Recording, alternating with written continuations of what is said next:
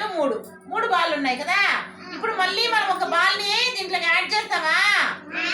ఇప్పుడు ఎన్ని ఉన్నాయి ఎంచుతాం మళ్ళీ? 3 ఉన్నాయి కదా ఫస్ట్. ఇప్పుడు ఒకటి చేసినాం. ఎన్ని ఉన్నాయి ఇప్పుడు? 4. తెలుసునా? ఇప్పుడు చూడు, ఇది ఇక్కడ ఉంటే దాన్ని తీసుకొచ్చి ఇక్కడ పెడితే కూడడము, దీన్ని తీసేస్తే తీసివేయడం.